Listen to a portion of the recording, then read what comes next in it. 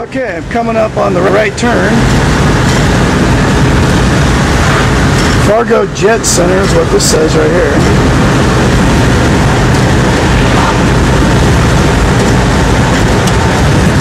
Approaching right turn, 20th Street North. Okay, you heard all that. They're coming down to talk to me. Yes. Oh, how you doing? good. My name is Doug Bickford. Jody Fisher. Are you one of the pilots that does the weather model? Yep. Sure. Now, can you be in a video of me? I'm doing a documentary about what you guys do. Can you just tell me what you do? I can't be in a video until I get approved by somebody else. Oh, you gotta get proven it. Yeah.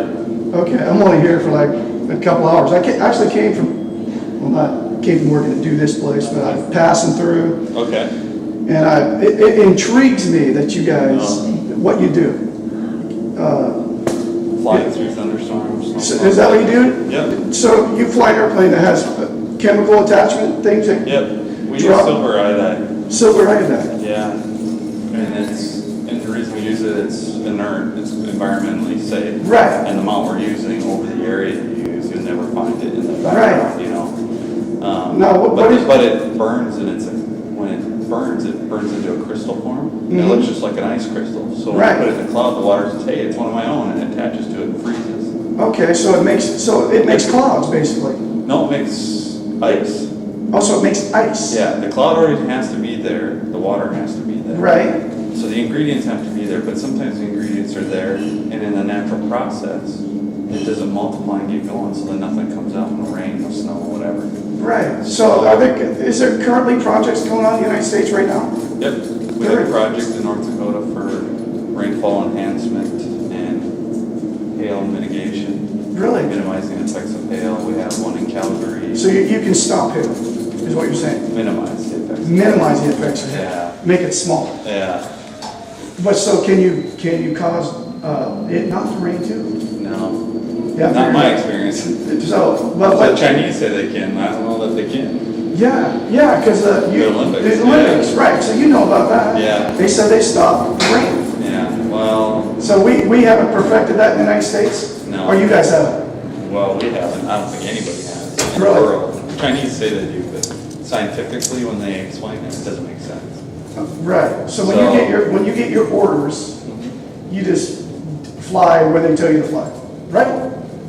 For the most part. I mean, when we're working, we're on a contract with somebody, a state government, a state entity, a foreign government, Right. or a water district, that has hired us. So we have an area that we can only fly in. Right.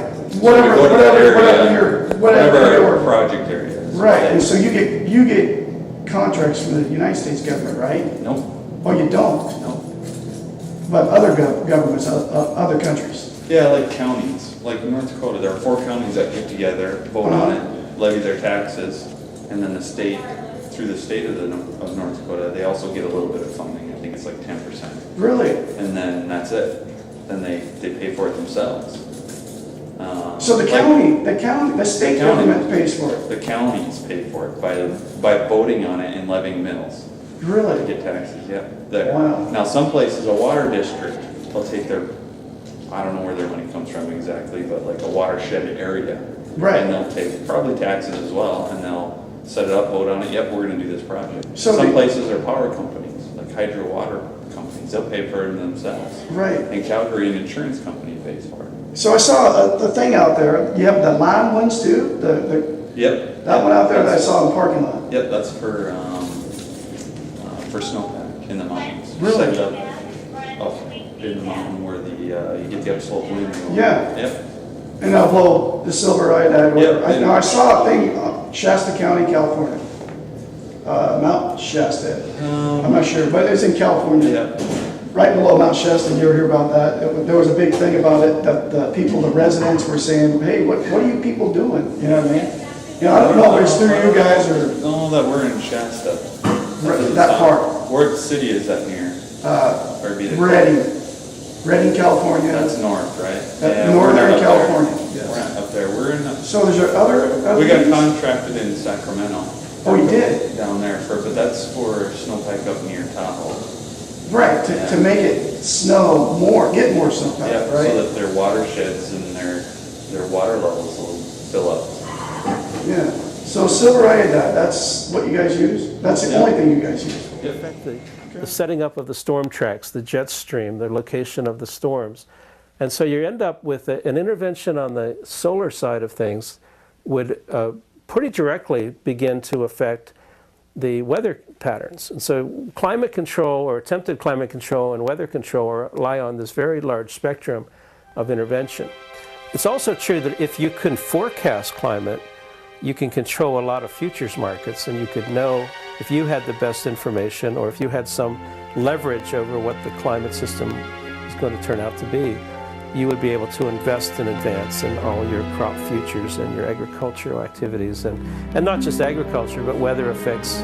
I think it's something like 80% of the U.S. economy is weather sensitive, and so all kinds of businesses would like to see some weather edge, some advantageous information that they would have. It's absolutely entirely possible to profit from the weather.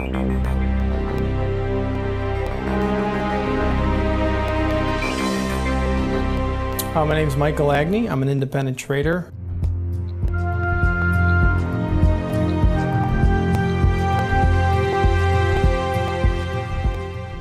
Trading commodities at the CME Group, member of the Chicago Board of Trade, and have traded derivatives and futures cash for over 15 years. Weather derivatives are financial instruments that firms would use to hedge risk concerned with adverse weather conditions. The first weather derivative was originally traded by Enron back in 1997. Weather derivatives started in 1999 at the CME Group.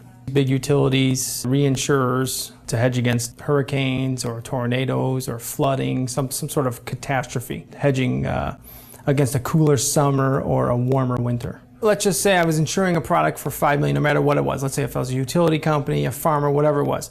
Let's say I had $5 million worth of crop, but I can do derivatives that are worth double that amount, and I can control the effects to where I collect on the insurance that's worth $10 million as opposed to selling the crop for $5 million. Yes, I could definitely profit from that. 2010, 2011, Southern Illinois, Missouri, those, we had a high peak of tornadoes and those types of adverse weather conditions definitely raised the price of commodities as well as drove the volatility, which also raises the price of commodities. You're going to make more money if a crop fails. You're creating insurance that's over the price of what your crop is worth, let's say. So if you can control the weather, you control how these products grow. And if you had an insight to how these products were actually seeded and what products you use to actually grow those items, corn, soybeans, and you can control that market, it's unlimited profit potential if you can control the weather.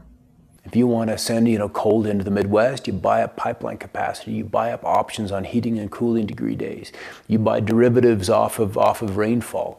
There are mechanisms that you can make hundreds of billions of dollars annually and defray a huge chunk of the cost of this just on the Chicago Mercantile Exchange, playing with derivatives in the weather market. Weather derivatives are basically, you're betting that there's going to be a weather disaster, and you're betting that it's going to occur within a particular time frame in a particular location, and then, the money that you put up basically is like a bet. It's like a wager, saying that this incident's going to happen here, and then when it does happen, there's a big payoff. And that big payoff is something that motivates people to continue to participate in this kind of thing and maybe even feed the very process that's causing the bad weather to happen. Particularly if there's a connection between the people that are seeding the clouds and the people that are making investments. This is a new opportunity. It's a new tool for investors.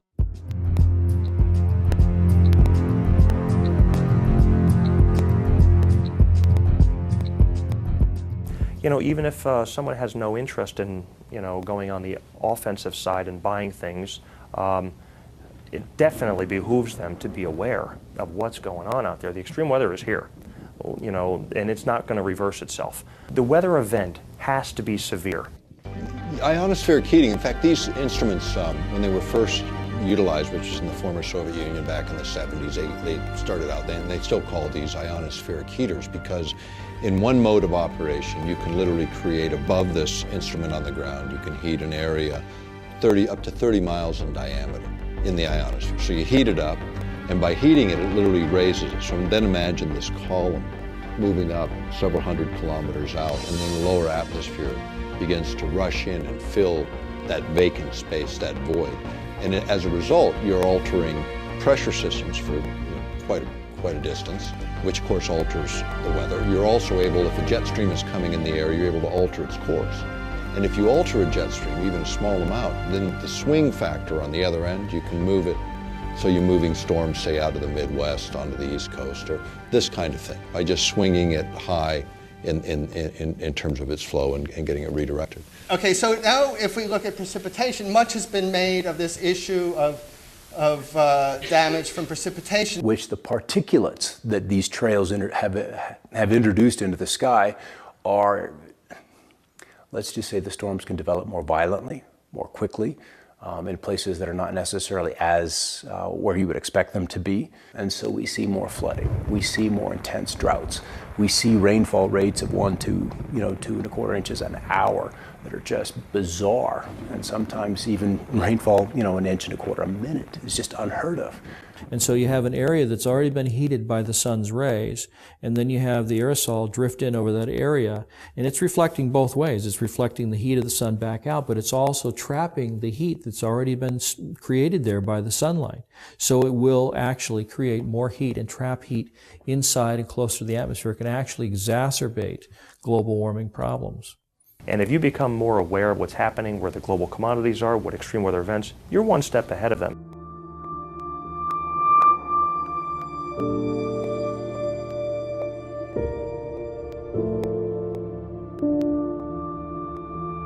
The nature of the risk and our ability to respond to the risk is much greater in the case of the scenario that might involve large-scale regional agricultural disruption lasting a number of years. So the agenda was drought. The agenda was to kill the storm, at least in that one particular spot. You see a tremendous and significant loss of property and crop production. Many times this will cause farms to go out of business. And when farmers go out of business, they usually have to sell. And then if there's somebody waiting in the wings to buy their land and then turn that land over to the production of genetically modified crops, you can see where there would be kind of a strategic advantage there. There's something that happened in the Midwest, and I'm sure everybody's heard about the flooding in the Midwest. And what happened is George Soros and his big corporate monolith went in and started buying up the farmland. So not only is it creating all these stresses, it appears to be a corporate land grab. In other words, when the farmers, the small farmers, go out of business, they're wiped out through these droughts and everything, then the big guys come in, buy up the land. And if you think of Western history, there's a lot of it concerning water rights and even water wars. And so they were shooting about access to water to water your livestock. And now people are thinking, or at least the people who are involved in weather control sometimes think about the river of moisture above our heads, and geez, if we could just tap that. But that too is a water right that would involve access to people that felt that maybe they had prior rights.